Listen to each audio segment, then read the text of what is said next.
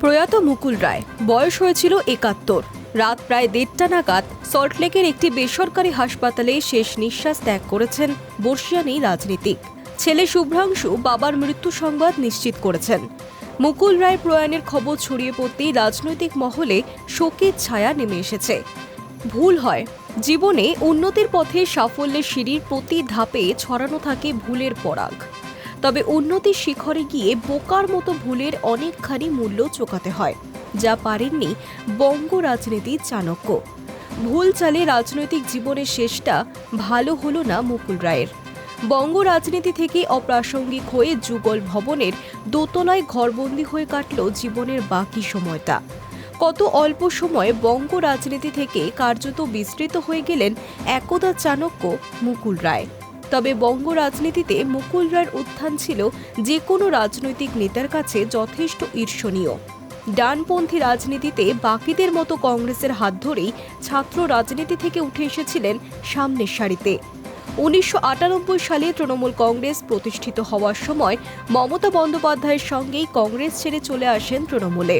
এরপর আর পিছনে ফিরে তাকাতে হয়নি তাকে।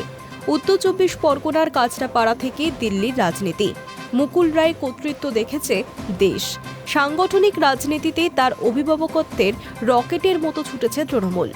বঙ্গে বাম সাম্রাজ্যের পতন থেকে দিল্লির মন্ত্রীপদ, একবিংশ শতাব্দীর প্রায় ২ শতক যেন মুকুলের জন্যই সাজিয়ে রেখেছিল রাজনীতির ঈশ্বর।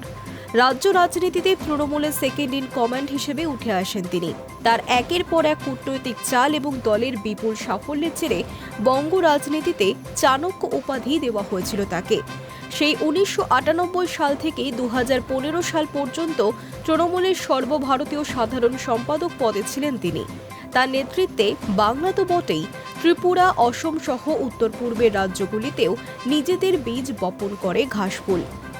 আরে বহরে বঙ্গে তথা জাতীয় রাজনীতিতে তৃণমূলের আধিপত্য যত বেড়েছিল, দলের তরফে পুরস্কৃত হয়েছেন চাণক্য।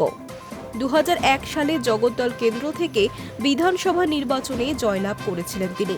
এরপর ২০০৬ সালে রাজ্যসভার সাংসদ করে তাকে সংসদে পাঠিয়েছিল দল।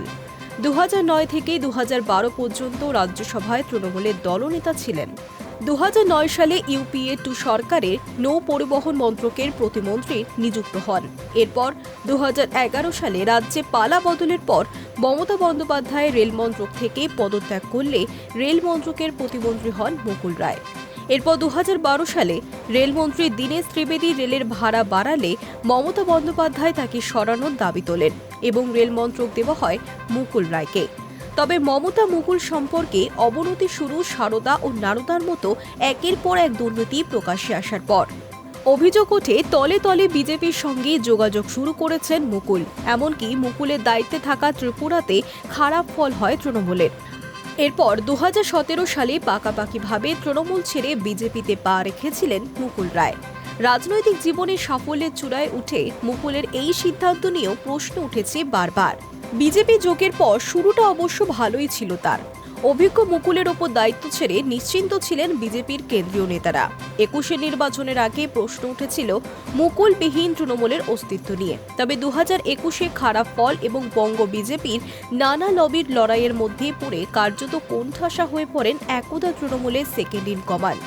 আসলে রাজনীতির দাবা খেলায় কখনো কখনো মন্ত্রীও ফাঁদে পড়েন। তবে মন্ত্রী কাটা পড়লেও খেলা শেষ হয় না।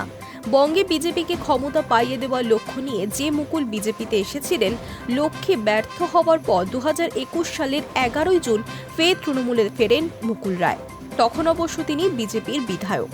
তবে বঙ্গ রাজনীতিতে ততদিনে ভুল চালের জেরে নিজের চাণক্য তকমা হারিয়েছেন তিনি।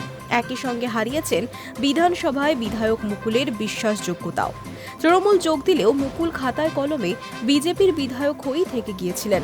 তাকে পাবলিক অ্যাকাউন্টস কমিটির চেয়ারম্যানও করা হয়েছিল। তার বিধায়ক পদ খারিজের মামলা আদালত পর্যন্ত গড়িয়েছিল।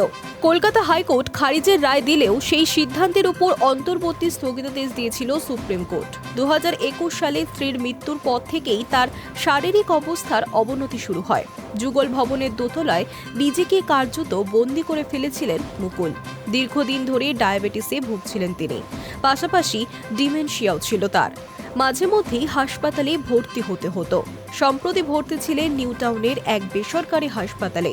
রবিবার রাতে সেখানেই চিকিৎসাধীন অবস্থায় প্রয়াত হলেন একদা বঙ্গ চাণক্য মুকুল রায়। বর্ষিয়ান এই নেতার প্রয়াণে শাসক বিরোধী ভেদাভেদ ভুলে শোক বার্তা দিতে শুরু করেছেন বহু রাজনৈতিক ব্যক্তিত্ব। পশ্চিমবঙ্গের রাজনীতিতে তার ভূমিকা আজ স্মরণ করা হচ্ছে বিভিন্ন মহলে। তার বিদায় নিঃসন্দেহে রাজ্যের রাজনৈতিক ইতিহাসে বড় শূন্যতা তৈরি করল। Hi news network.